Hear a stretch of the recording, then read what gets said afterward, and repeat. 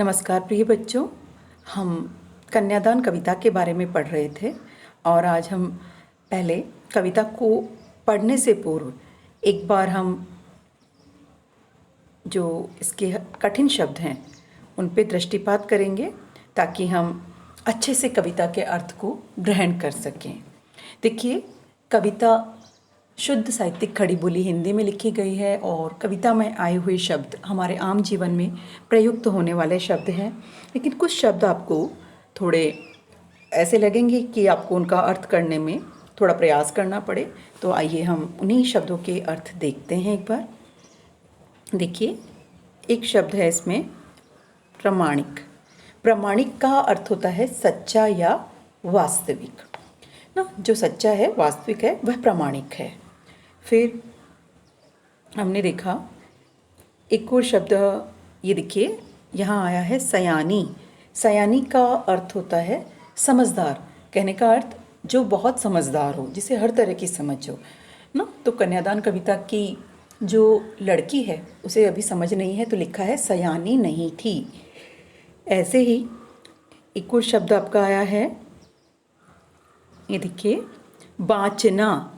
ये शब्द बाँचना, बाँचना शब्द एक तरह से कहूँगी कि आंचलिकता लिए हुए शब्द है। बाँचना शब्द का अर्थ होता है पढ़ना।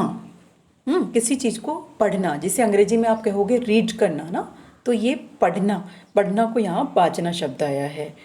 इसी तरह से एक शब्द हम देखते हैं, ये देखिए इसी के साथ एक शब्द यहाँ आया है आभास। आभास ठीक से दिखाई नहीं दे रहा है, तो ये अब देखिए मैं पुनः उसको अधोरेखांकित कर रही हूँ। आभास का अर्थ होता है महसूस होना, किसी चीज़ को महसूस करना, अनुभव करना एक तरह से। तो ये रहा। अब एक और नया शब्द है पाठिका। पाठिका, पाठ से पाठिका बनी है। पाठ होता है अध्याय और का हो गया कर्ता के लिए। तो पाठिका का अर्थ है पढ़ने वाली। कविता में पढ़ने वाली पाठिका जो शब्द है वो प्रयुक्त हुआ है लड़की के लिए। और इससे आगे ही देखिए एक शब्द और दिया गया है धुंधला। सभी को पता है, जो हमें स्पष्ट रूप से दिखाई नहीं देता, जो अस्पष्ट है, उसके लिए धुंधला शब्द का प्रयोग करेंगे। तो अस्पष्ट इसका अर्थ होगा। तो धुंधले प्रकाश की। और लयबद्ध, इसके बाद देखिए एक शब्द है लयबद्ध। लय से बंधा हुआ। लय होती है क्या, एक सुर ताल, एक अनुरूप सी जो चीज़ होगी, उसके लिए लय शब्द का प्रयोग हो जाएगा। तो लयबद्ध का मतलब हो गया लय में बंधी हुई, मतलब जो जैसे चली आ रही है उसको यथा रूप में, एक व्यवस्थित रूप में जो है उसको हम कहेंगे लयबद्ध।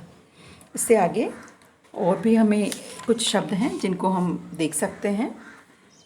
ये देखिए झांक कर, एक शब्द आया है झांक कर। झांक कर का मतलब होता है देख कर, मतलब जैसे कि पानी में देखना, जैसे कि शीशे में देखना, ये हो गया झांक कर।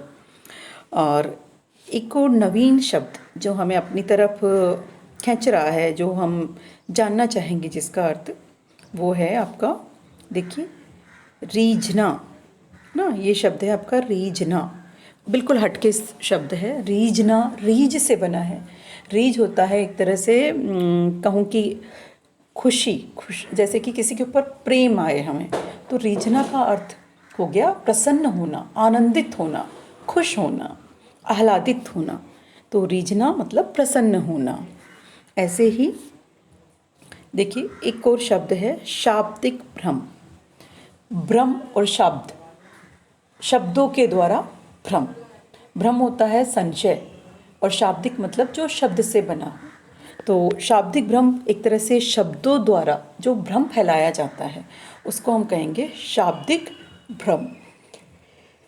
ऐसे ही एक शब्द इसके साथ ही आपको जानते भी होंगे आभूषण। आभूषण का अर्थ होता है गहने ना, गहने जो स्त्रियां धारण करती हैं वो।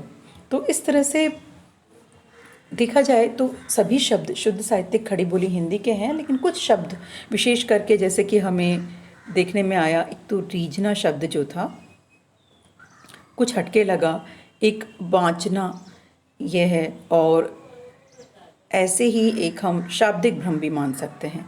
ये शब्द कुछ विशेष हमें अपने अर्थ की ओर आकर्षित कर रहे हैं। तो मैं आशा करती हूँ कि आपको शब्दार्थ व्याख्या समझ में आई होगी और आप इस शब्दार्थ व्याख्या को समझ करके कविता को भलीभांति पढ़ सकेंगे। तो धन्यवाद।